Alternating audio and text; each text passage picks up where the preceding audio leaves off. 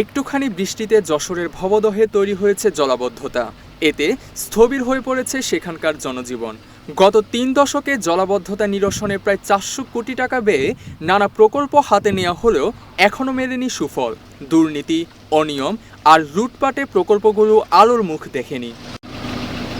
স্থানীয় বাসিন্দারা বলছেন, বৃষ্টি হলেই ভবদহ অঞ্চলের শতাধিক গ্রাম পানিবন্দী হয়ে পড়ে, বন্ধ হয়ে যায় স্কুল কলেজের শিক্ষা কার্যক্রম, শিশুরা বইয়ের বদলে হাতে নেয় ডিঙি নৌকার বৈঠা, নষ্ট হচ্ছে শত কোটি টাকার ফসল। আমি প্রায় ২০ বছর থেকেই দেখতেছি এই বিলি সোনার ফসল, কিন্তু বর্তমানে আমাদের জলাবদ্ধতার জন্য ফসল হচ্ছে না।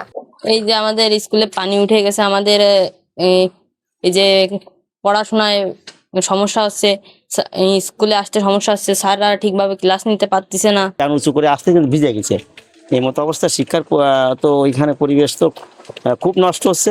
এই পাশে বগদা দিয়ে পানি সরে, কিন্তু সরার কোনো লাইন নেই, মেশিন টেশিন চলে ঠিক মতো চলে না, বিভিন্ন ধরনের সমস্যা। ভাত রান্ধে খাবো কোন ফালি, গরু বাছুর রাখবো কোন ফালি, দারুণ সমস্যা মাইগে।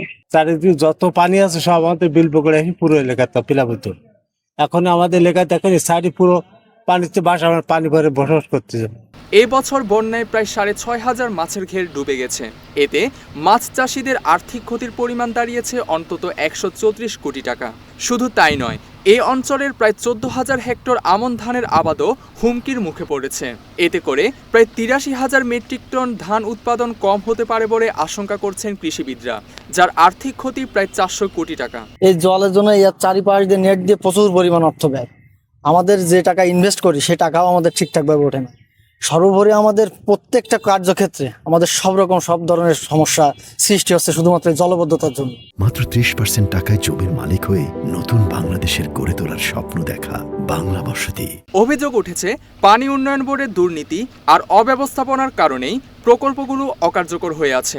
স্থানীয়রা বলছেন, কাগজ কলমে বাঁধ, সুইচ গেট আর ড্রেজিংয়ের কাজ দেখানো হলেও বাস্তবে কোনোটিরই সুফল পাননি সাধারণ মানুষ।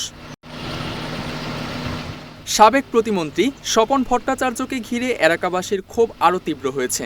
তাদের অভিযোগ, সরকার কোটি কোটি টাকা বরাদ্দ দিলেও স্বপন সহ স্থানীয় প্রভাবশালীরা তা লুটেপুটে খেয়েছেন। তাই এখনও জলাবদ্ধতার কোনো স্থায়ী সমাধান হয়নি।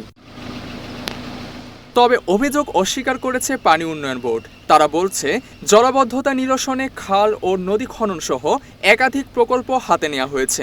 সেগুলোর কাজ সম্পন্ন হলে এলাকাবাসী সুফল পাবে।